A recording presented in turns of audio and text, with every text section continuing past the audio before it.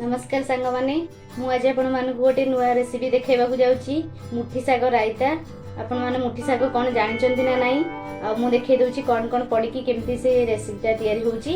आपण माने घरे बनै की खाइबे आ मते कमेंट रे जणैबे केमती हेची कोन कोन पके की मुठी साग रायता रे सब परिबा पड़ची। मु आपण मानकु देखाइ देबी एबे देखंतु मुठी साग रायता पई कोन कोन परिबा मु सब नेची।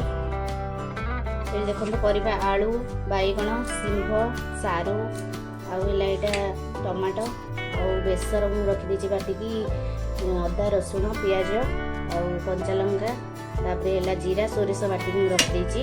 देखो आईटा खास कर मुठी साग आपण आड़े जानते ना कि आम नयगढ़ पटे बेस मुठी साग भी आम जानूँ। देखो ये मुठी साग एवं आसत आम प्रस्तुत करवा केमती मुठी साग कौन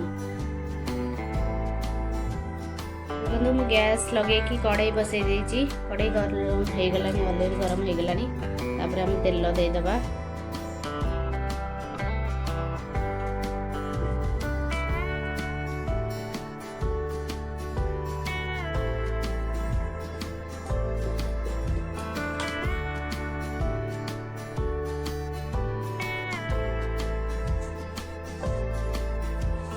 जानते ये पूरा माने देसी खाइबा एटा देह पाई बहुत बढ़िया। ये मुठी सागटा देसी खाइबा आम सोरिष फुटे देले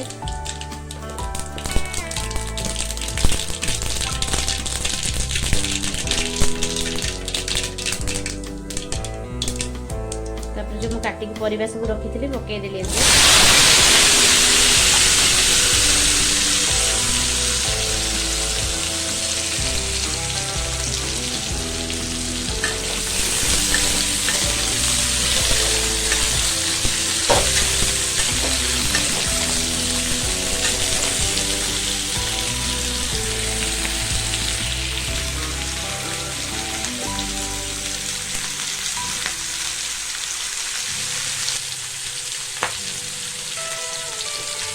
देखो आम हलदी लुण सब पकईदबा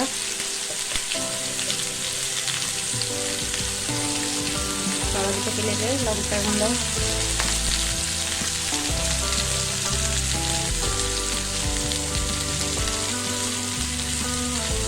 तो आप स्वाद अनुसार लुण देदेवे।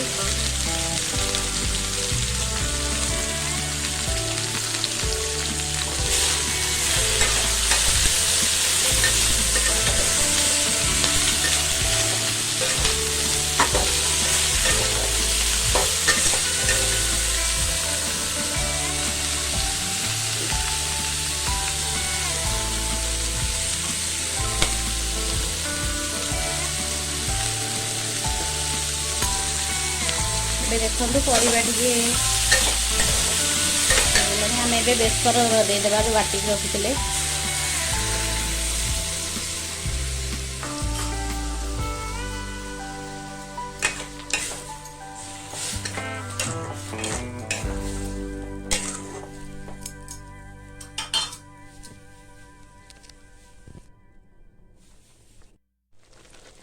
एबे आम पानी देदेबा टिके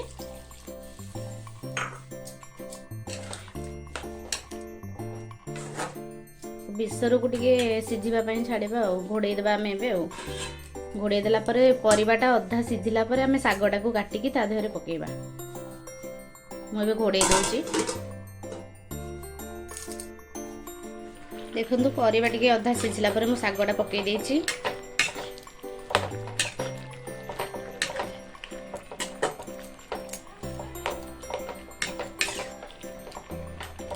सागटा टिके पकेला पर आम सागटा को टिके सिझापी दबा टिके 5 मिनट खंडे टाइम देदेबा।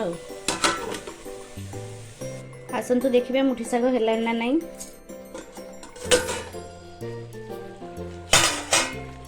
देखु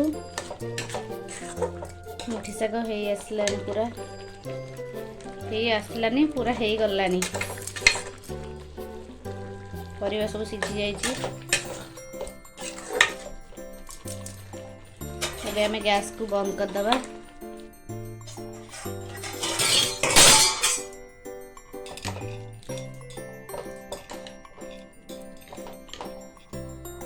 आम प्लेट को बाहर करद।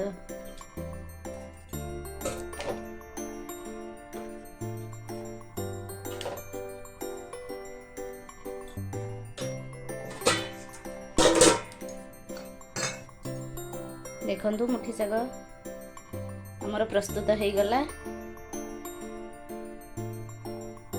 आपण माने मार्केट जातु और मुठी शाग मार्केट रे मिलुची किनिके आनंतु और मु जो टाइप रो देखेली सेमती बनै कि घरे खांतु और मते कमेंट करंतु, लाइक करंतु, शेयर करंतु। देखंतु मुठी शागटा केमती हिची। रहिली, बाय बाय।